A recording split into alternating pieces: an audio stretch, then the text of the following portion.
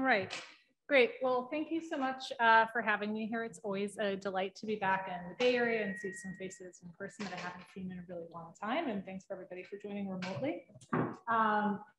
This is joint work with my co-author is Erica Fielder, who you kind of probably will go on charity, Troyer Moore, and it's kind of funny in that I think in many ways the themes of this project fit really well with some of the DCO, key DCO themes, but I'm also going to kind of take you, I think, on a journey a little bit kind of back to the bottom of the grid, or the bottom of the pyramid, to kind of think about these issues, in a setting where we're kind of newly banked, very, very marginalized consumers. And I think I don't really need to show this kind of motivation to this audience, but kind of the massive growth in conventional and digital financial inclusion presents enormous opportunities across the world. Kind of over 1 billion people, half women, have deep access to formal financial services, bank accounts between 2011 and 2017. And I kind of think of this as like almost there's sort of two separate models. I think part of what we were talking about earlier, kind of earlier today was sort of a model that's perhaps a little bit more private sector led. You could think of this as a lot of the growth that's been happening, in terms of like the mobile money space, sub-Saharan Africa. But then there's also this big financial inclusion push that has kind of happened in more of a state-led model. I think this is a project in India, which is probably one of the biggest examples of this in the world, where the government has invested massive amounts in getting people kind of basic bank accounts, both for financial development, but really as a way of increasing state capacity, and in particular, increasing access to social protection, because the ability to deliver cash benefits to people electronically can have really big implications for how kind of efficiently the state can reach individuals, and also how transparently the state can reach individuals. Just sort of to throw up an example, in the last fiscal year, India sent 47 billion US dollars in digital cash transfers to 735 million people. So this is an absolutely enormous change that really wasn't possible like 15 years ago. And I think one of the challenges that comes along with this transition relates to lack of transparency. To kind of motivate this and maybe help those of you that are not familiar with this Indian setting to understand these issues, I want to kind of think about the user journey. So maybe the way to think about it is that, sort of starting about 2014, India opened like 400 million basic bank accounts for low-income people as part of a big financial inclusion push. We're going to be working in rural Madhya Pradesh. This is a picture of some of the types of women who have gotten new bank accounts, not participants in our study, but participants in this area. You can see this is a very rural part of India. It's quite remote, and it's also very socially conservative. So, these are kind of individuals that are simply not able to leave their community without, like being accompanied by an adult male. And India is very cognizant of this. And as a result, alongside this big financial inclusion push, we've invested massively in a network of kind of local agent banks, right? And so the vision here is to say every Indian citizen should have access to an agency bank within 5 kilometers of home. So here's sort of a picture of one of these banks, but I think when you kind of unpack what it takes for kind of a woman like this to get to the local banking point in her community, things are actually still pretty difficult. The first is 5 kilometers doesn't sound a lot to a lot of us, but in our sample, which is taking place in areas that have benefited from this policy, the women report that it takes them about an hour on average to simply travel to the community banking kiosk. Once she's there, she's going to run into a variety of issues, right? Sometimes these kiosks are really crowded. She's going to have to wait in line. Sometimes the agent is out of money. Sometimes there are network issues. So the server is going to be down. She's not going to be able to do the transaction at the moment. And so then it takes her about another hour just to kind of wait around and have that transaction be done. And so let's imagine she kind of finally gets up there. She's going to meet a guy kind of like this.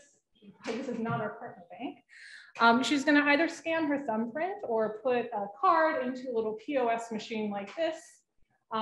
This local agent is going to tell her, whether or not the transaction was processed, give her the amount of money, and maybe not, give her a receipt. But in this setting, less than half of our sample has any education at all, and 16% of them are literate. And so there's kind of a question of, imagine you kind of go from this being your daily life. The government opens a bank account for you, says all your tax benefits are going to be delivered to them digitally, and you sort of interact with this technology on a sporadic basis. That can be quite confusing and very difficult to verify what's happening. This is just a bar chart of, in our survey baseline. We asked people, like, what are the challenges that you face when interacting with these kiosks? And transaction costs are really important. This is kind of the point that I want to make. Half of women say they run into problems with the kiosks being closed. People complain about long lines, infrastructure issues, running out of money. There's also a non-trivial smaller minority that say that this operator is not helpful or rude to me, or I don't trust him. And so you have a setting in which about a quarter of women report some issue related to trust or customer service, and 71% are reporting some kind of issue just related to the transaction cost of getting this, get into this community banking kiosk, which is meant to be 5 kilometers of her home. And so the point that I want to make is that if you kind of combine the fact that it's actually still pretty hard to get to these places with the fact that we have a setting where people have very limited both financial and practical literacy, as well as these opaque systems where you're interacting with this, kind of computerized technology you've never seen before, it becomes very difficult to observe the true status of your account and really understand what's in there. Okay.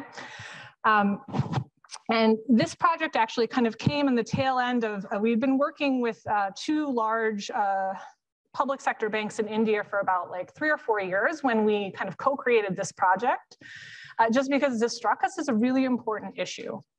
And so we worked together with one of them. It's one of India's largest public sector banks, and one that was willing to generously share administrative data with us, which was really important, to try to come up with kind of a very basic transparency mechanism to help just make banking easier to understand for these women. It's, and what we did is develop an automated phone-based voice notification service, which basically amounted to any time a transaction posted to a woman's account. So this would include any transaction she herself made, as well as any transfers that were sent to her, by the government as part of social protection programs. She would get a voice call kind of confirming this transaction, as well as the resulting balance in her account 1 to 2 days after it posted to the bank system. And if nothing happened in her account on a given week, she would also get just like a weekly update in terms of the account balance, confirming that nothing had been posted to her account. This is just a little bit of a text to kind of give you a sense of what happened. We actually recorded all of their names so they would be greeted by name, and it was clear who was getting the message, because most phones are shared in this setting. So in terms of the way the study worked, this sort of started in November 2017. We did our survey in spring of 2018. Intervention was operational for about a year. They were getting these voice messages on, kind of at a minimum a weekly basis. And then we did an end-line survey in kind of summer of 2019. And, just to, one flag here, all the women in the sample were those who had received electronic benefits from the government as part of an LPG subsidy scheme. I think, and half of them were randomly assigned to receive the voice notifications. So you should also just keep in mind that this is like a sample that is pretty dependent on state transfers. So I'd already mentioned that folks were, kind of very limited in terms of education and literacy. Women are also very economically marginalized in the setting. Kind of less than a third had worked for pay in the past month.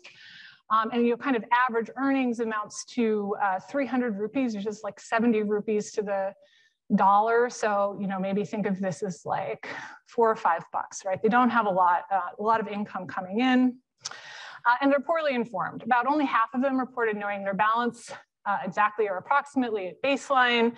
And they're very dependent. You know, those who do know are basically getting that from a report from the kiosk operator who they may or may not trust to, you know, kind of deliver information in an accurate way. And finally, you know, 2/3 of them, this is kind of, I think, consistent with like India's state-led financial inclusion scheme, reported that they had opened the account to receive DBTs, that's a direct benefit transfer, basically money from the government. Only 17% said I opened this account because I thought saving was really important. And over half of them say, you know, delays to these DBTs are a big problem, always or sometimes. Okay.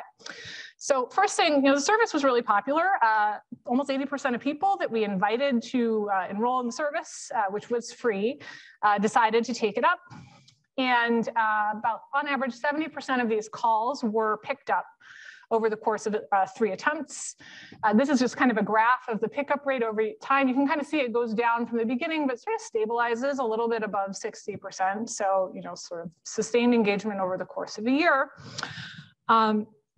And, you know, sort of the first result was that essentially this reduces reliance on these local kiosk operators, you know, kind of to help women monitor their accounts, right? So this first graph is sort of showing you the average value in our control group, and that second bar is just showing you the treatment effects, so the difference between the treatment and the control group. And what you can kind of see is that we're about 16 percentage points less likely to say I rely on the kiosk agent to get my balance info, and about 20 percentage points more likely to say I'm getting this information from a phone call. And they're about I think there's about 7 to 8 percentage points more likely to say I know my own account balance at Endline. So knowledge goes up. And secondly, the service helped women access their government benefits faster. This is the sort of share in this first graph of basically government benefits that were not withdrawn. And the way we measure this is just say, did a withdrawal happen after the benefit was deposited? About like 17% of, you know, sort of government deposits were not followed by a withdrawal kind of during our observation period, which lasts about a year. And this goes down by, I think that's like 7 percentage points when women have access to the service. As a comparison, we can kind of say, hey, well, did the distance, sort of the time between withdrawal and deposit change for deposits that were not initiated by the government? The answer is no, right? So what those two things are saying together is that women are just able to withdraw these benefits from the state faster when they get these timely notifications from our service. This amounts to about like 15% change in time to withdraw in our hazard models. Okay, and this slide did not print out. I guess this is the hazard of going with PowerPoint. These are meant to be histograms, which are showing you the trust in the banking kiosk operator, as well as just savings with the kiosk, go up significantly. I wanted to show you the distribution, but there must have been a rendering issue here. And, you know, despite these changes in both knowledge, access to benefits from the state, and growth in trust, we see no significant impact on broader measures of account use. We've looked at this many ways. Here I'm just showing you results for the average daily balance, the number of deposits over the number of withdrawals. You know, what you can see is 2 things. You know, 1, nothing's significantly different from 0, but 2, like we're also actually able to rule out pretty modest effect sizes. So this isn't just an issue where we have really imprecise data and can't say there's no effect. We can kind of rule out stuff on the order of about 10% relative to the control mean. Now there is kind of one caveat, and I will say that this is exploratory, is if we look at women who live more than an hour from the kiosk, so kind of your above average in terms of time, we do see kind of a significant increase in use of the account for kind of non-governmental purposes, but we didn't pre-specify that dimension of heterogeneity, so I think you should probably take that with a little bit of a grain of salt. Okay, and this slide is actually a credit to Paul. We were thinking about some of his earlier work on trust in Mexico, where you see that the benefits of trust take a little bit of time to appear. And so I also just wanted to show you that the lack of effects is not reflecting like a short observation period. We got a second tranche of data, you know, kind of leading up to the pandemic, and you can see that there were sort of no effects even looking 2 years after this intervention. So, you know, to maybe conclude here, what do we take away from this project? And I'd be very curious to get people's thoughts on this. I think the first thing is that improving transparency, kind of via voice notifications, which I should mention are very low cost. These things cost pennies to send, kind of once the service had been developed. Improves a variety of outcomes for these very low income women. One, you're able to get your government benefits faster, but two, you're building trust in the community banking infrastructure. And while we don't see increased account use now, you could think of this as a sort of simple way that the bank could kind of invest in institutional capital that may pay dividends later down the line as financial development continues. But on the other hand, use of accounts doesn't change. Despite the growth in trust. So this is kind of in contrast to some of Paul's other work, for example. But I think as we sort of sat back and tried to think about what this all means, I think I lean more towards thinking this kind of really makes sense, given the characteristics of the sample. Like, these are really poor people who were banked kind of for the purpose of getting them transfers from the state. And in some sense, like, these may not be people that are savings constrained, but rather these are people who are kind of consumption constrained, and that they would really like to be able to access these benefits faster. And that is what this service happens to be doing, which overall is a really good thing. And I should just say, like, musing about where to kind of think about this going forward. One thing that I just went back to India in February, which was really, really exciting. And one thing I was quite struck by was just sort of the profusion of different types of digital financial services. When we did this, like, kind of accessing agent banks was really the only game in town. And now there have been, kind of many other agents you might encounter offering other services. And the quality of service provision is often not great. And we're just starting to figure out, kind of how to measure some of these issues around agents' malfeasance. And kind of a simple intervention like this that just lets kind of people monitor what's actually going in other accounts could be really important for disciplining kind of the behavior of these agents at a market level. And I think would be really interesting to think about going ahead. Thanks. Question. So one of the things you talked about at the beginning was the investment from the government side in making sure that these kiosks were available within 5 kilometers of everybody. And yet there was sort of, it still takes an hour on average to get there. It takes an hour to process a transaction. I'm curious if that data has made its way back to anyone in government, and if there were any sort of reactions to that in terms of, yes, that's roughly what we would have expected. This was sort of the trade-off. The amount of investment we made, this is what we expected to get. Or, okay, that's not actually the outcome we wanted. Like, there's other things we need to explore. I see, good question. I don't think that those stylized facts have been the main focus of our discussions with, this is still actually, we've been meaning to put this together for a while, so it's finally just coming into shape. So we've shared the results with the bank in the past, and with some stakeholders. Like, I think that it's very, I think it's ultimately very heterogeneous in terms of how long it takes. Like, I think the reality is, like, if you're like a 40-year-old Indian woman, like, kind of walking 4 kilometers to the bank, like, legitimately takes a long time. And I think people do realize that, and this is a very remote part of, India. But, I think that these uncovered areas are a continued just point of concern for policymakers. Are actually currently working in Bihar to kind of evaluate the impact of a government program that sort of takes women from self-help groups and trains them how to be banking agents. And kind of one of the impetuses for this program is to precisely get like sort of more agents in uncovered areas. They're constantly mapping these and kind of trying to increase the density. Can become a little difficult, especially in settings like this. At the end of the day, like, the agents are doing this to earn a profit. And these sort of sparser residential areas where people are going to have these access constraints are not necessarily where you want to be situated, which is, I think, something that we're going to be thinking as we sort of collect data, where we've just sort of like GPSed, sort of 1,500 of these agents in 100 communities to understand like where they are and sort of where these new female agents go. Yeah.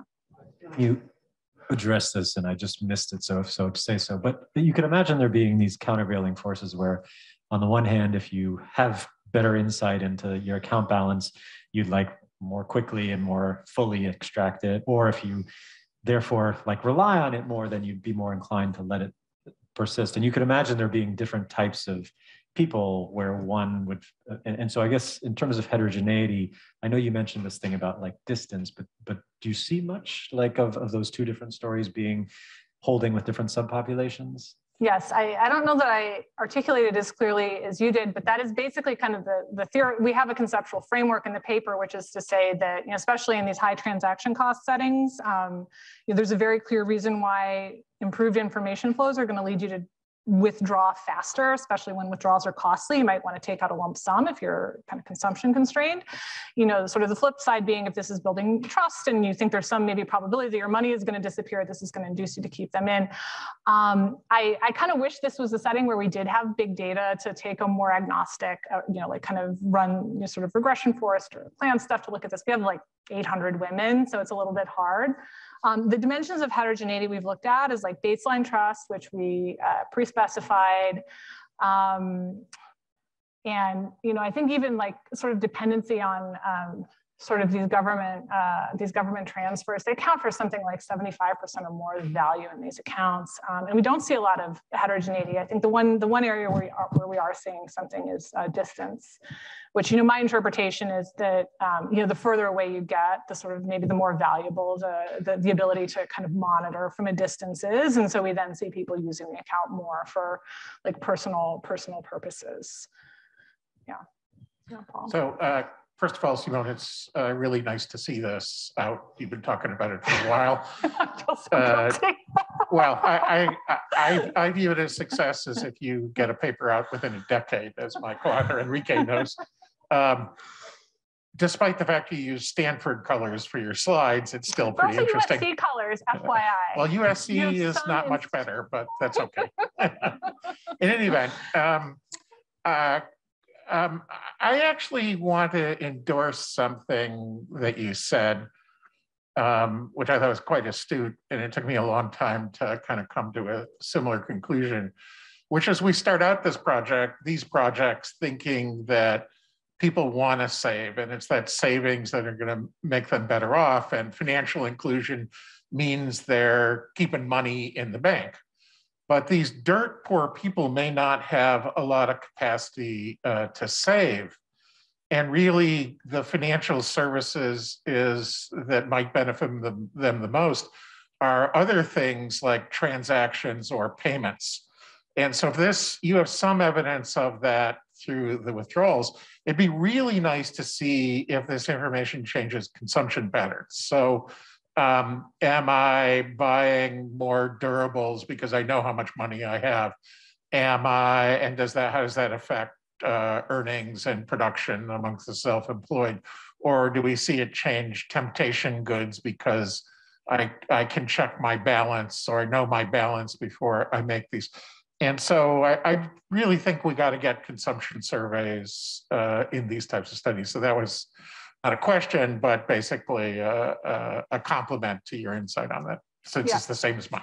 I agree. And I think we didn't ask, in some sense, I think there is this question about, the welfare implications. And I think it is exactly around these questions and resilience to shock. And unfortunately, we don't have that data, but I fully agree.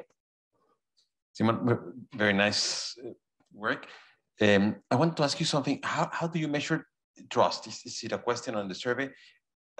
And the second question is there a way, maybe it's finished, and is there a way to have an incentivized measure of trust? Like here's some money and you have a choice to put in here or here. Yeah. So these are just self-reported, so essentially we ask, how much do you trust, like saving money at the banking kiosk, and how accurate and reliable is the information provided by the kiosk operator? And they gave us an answer from, kind of like very low to average to, very high, basically. So it's a simple Likert scale. I really like the idea of using, incentivized measures. We didn't do it, but I think it would be terrific to see more work like that, because I think there is a question, one of the things that we have thought about in the interpretation of this is most people, the vast majority of people, report average or higher trust in the kiosk and our treatment effects, you know, kind of coming from shifting those folks from like average to very high.